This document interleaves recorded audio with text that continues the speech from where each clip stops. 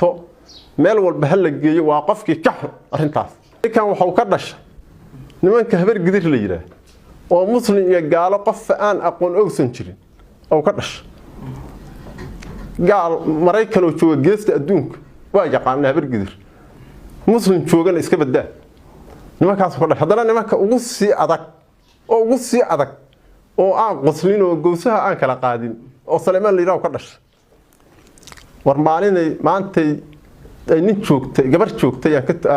hadii laga tali waayo maalinkay boqolaal noqoto miyaa laga tali doonaa arintaas anigu waxaan leeyahay dib hal looga laabto wiil gabar gubayna waxa leeyahay intaas ummadaha la isugu keenay war fiiriyo ay waa la toogahay maxkamadu taagan yahay saas yeelooy horta midaas waxay la muuqataa habar gidir nacaybka ahay u muuqataa waa habar gidir nacaybku taasoo ku tusaa ninkii shal habar gidir oo reer saacado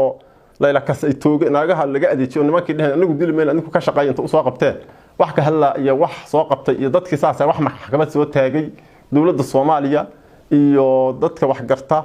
iyo maxkamadda ruuxadeeda hal qof oo ninkii soo dadkii hal soo qabtay hal la keeno oo maxkamad soo taagay ma ay ragun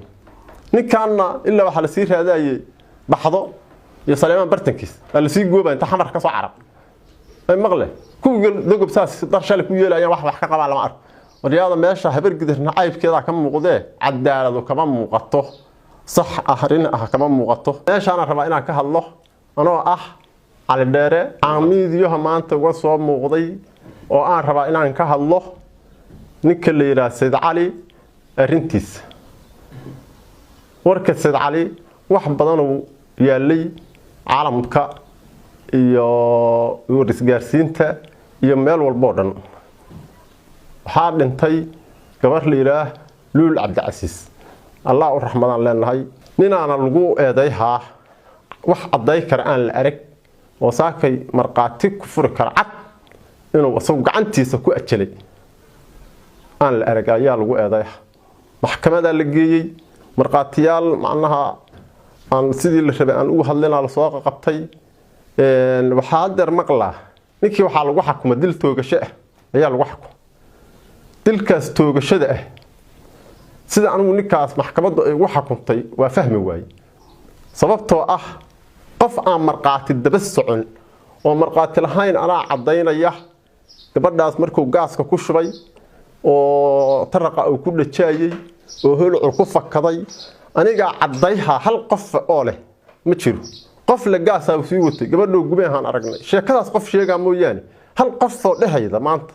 أنا أركّ يا مركو جاس كنت أكوش بقبل أسترق إني كانوا كل شيء متشرو ساعة مرقات تعلو أرك دل عليك الوحك ما يقلي حكمت ده رعفانك يا وحي هذا مرحلة بعد وحكم طي دل توج الشقة مدة أن كحهم هذا تاسوي حنا وحهم هذا محكمة دول الشواي ومدة الصومالية العدالة من الله قلص إنه وحوق غبط لكن wax ku shubasho ah meesha aniga iga muuqdo oo ku shubasho maxkamaddu waxa la rabaa wax cad oo sidii maanta isku caddahay wax walba oo ugu jeedid sida wadadaas aad ugu jeedo kara ayaa maxkamaddu xukumi kartaa marqaatiguna oo caday kara laakiin laba qof oo qol isku la jirtay oo qof gubaal la arkay qofkii kale oo dhaawacan asna la arkay oo gacmihii deermeen xaaladaas wax ay tahay alla nagu ma og kaas hadii maanta maxkamaddu ta xukunto ay shaqaalu disho waxa la ninka midda taagan aan ka talin midda soo socotana kama taliyeen middaas mid ka xun hadeer gabar iyo wiil isdilay oo la isku eedeeyay waa isdileen ayay xaaladdu taaganta mid ka xun oo awaaqib dambe iyo magac dambe reebta ka imaan doonto waxaana mas'uuliyadeeda qaadaa dadka maanta midaan ka shaqeeyay mas'uuliyadeeda qaadi doonto shaqaalay walaalayaal gabadhii waa dhimatay hooyo dhimatay ahayd ninkana gabadhii oo dhimatay ahayd magteediyo 3 ujibaar laga qaatay gabdhaha kontana alla ka xugmiyay 200 qaatay 3 ayadii loo jibaar 200 laga qaatay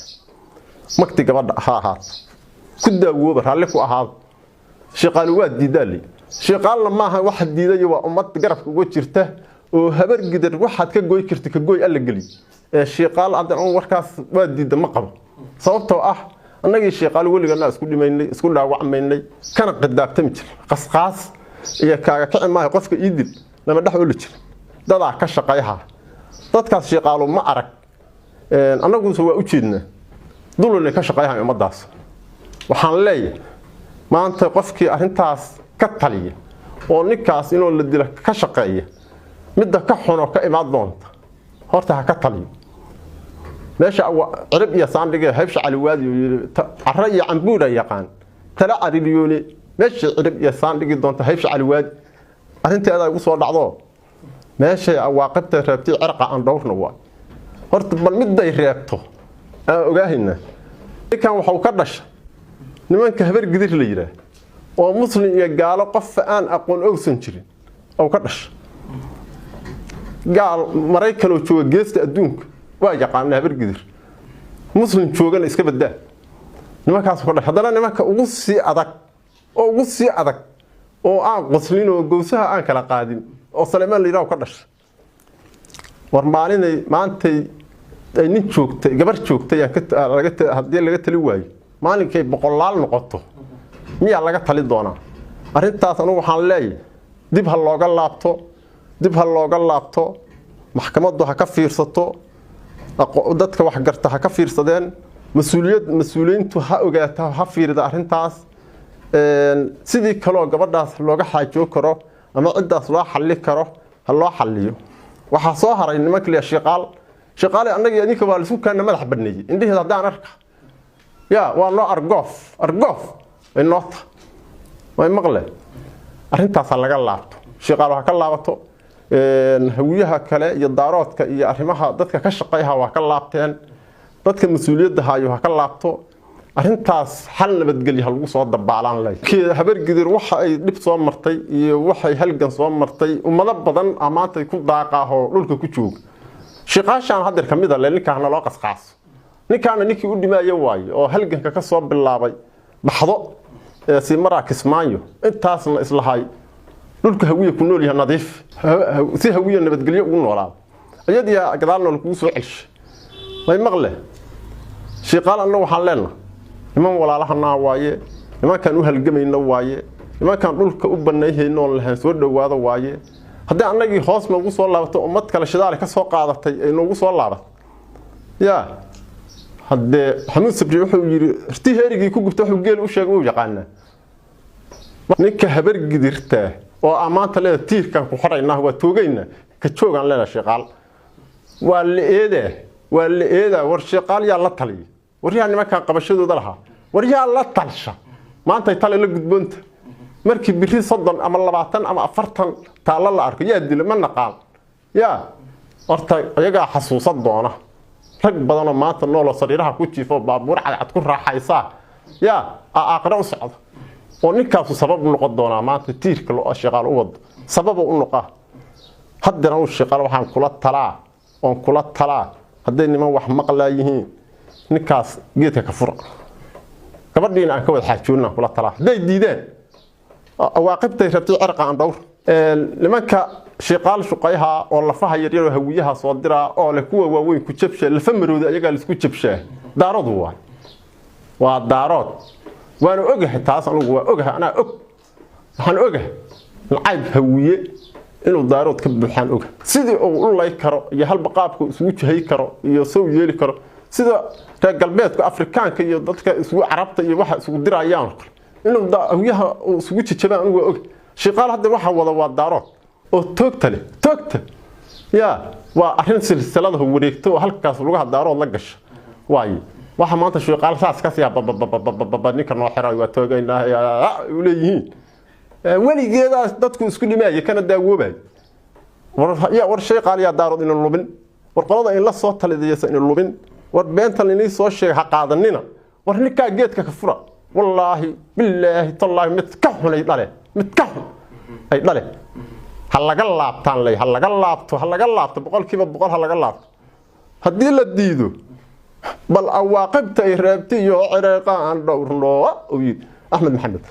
hadda aan taasaan leeyahay wasalaam alaykum hadda dhididkaas iga socda waa ciil hadda xilligan ila dhaqaaqa ahayd aniga